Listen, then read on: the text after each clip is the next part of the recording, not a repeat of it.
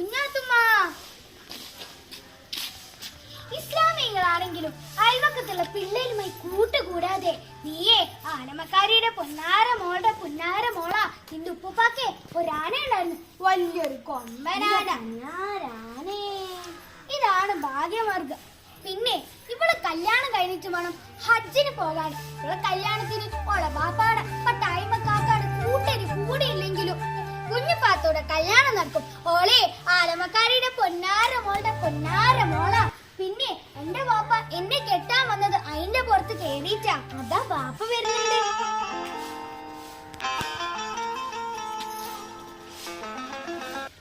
അപ്പൊ അത്തിനൊന്ന് ചുട്ടൂടെ, ബാപ്പ കാത്തിരിക്കുന്നു. എന്തേലും ഒരു പണി ചെയ്യേ. കണ്ണായി പിറന്ന തീ പേടിപ്പിക്കാനെങ്കിലും അറിഞ്ഞതാണ്.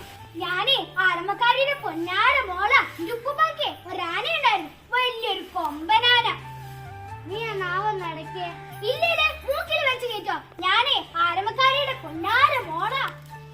സുന്ദരി, നിന്റെ പേരെന്താ? എന്റെ പേര് സുന്ദരി ഒന്നല്ല, പുതുസെ സുന്ദരി എന്ന് വേണം പറയാൻ. ആട്ടെ, നിന്റെ പേരെന്താ?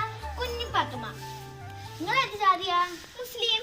നിങ്ങളെ ഉപ്പൂപ്പാക്ക് ആനുണ്ടാ? ഇല്ല. എന്റെ ഉപ്പൂപ്പൊക്കെ ഒരു ആനുണ്ട്, ഒരു വലിയ കൊമ്പനാന. എന്റെ ഉപ്പൂപ്പാക്ക് കാളവണ്ടിയായിരുന്നു, അതിൽ സാധനങ്ങൾ കൊണ്ടുപോകും. അങ്ങനെയാണ് ഞങ്ങളെ പഠിപ്പിച്ചത്. ഈ ബുക്കിലുള്ളത് വായിച്ചേ. എനിക്ക് അറിഞ്ഞൂടാ, ഞാൻ വായന പഠിച്ചില്ല. ഞാൻ പോവാ, പിന്നെ വരാം. ബാപ്പാ, എന്നെ എഴുത്ത് വായന പഠിപ്പിക്കാത്തത്? ഓ, എന്നെ എഴുത്ത് പഠിപ്പിച്ചിട്ട് കാഫറാക്കാത്ത എന്താന്ന് ഈ ചോദിക്കുന്നത്? ഒരു മുസ്ലിം പെണ്ണ് അങ്ങോട്ടൊന്നും ചോദിക്കരുത്, പറയുന്നത് കേൾക്കുക മാത്രം. ഞാൻ നിന്റെ ഗുരുനാഥയാണ്, ശ്രദ്ധിക്കുക. വായിച്ചു തുടങ്ങുന്ന വാക്കുകൾ പറയൂ. ബൈ. ബുദ്ധൂസെ, ബൈ എന്ന് വേണം പറയാൻ. മറ്റൊന്ന് പറ. ബൈ നങ്ങ. ഇക്കാക്ക നിസാർ അഹമ്മദ് പറഞ്ഞിട്ടാണ് ഞാൻ നിന്നെ പഠിപ്പിക്കുന്നത്. ശരിക്കും ഞാനേ ആലമക്കാരിയുടെ പൊന്നാര മോള. എന്റെ ഉപ്പാക്കെ ഒരാന ഉണ്ടായിരുന്നു, വലിയൊരു കൊമ്പനാന. ആലമക്കാരിന്റെ ആന വെറും കുഴിയാന. അന്ധവിശ്വാസങ്ങളും അനാചാരങ്ങളും ഒഴിവാക്കി വിദ്യാഭ്യാസം നേടുകയും നല്ല മനുഷ്യനായി ജീവിക്കുകയുമാണ് ചെയ്യേണ്ടതെന്ന്.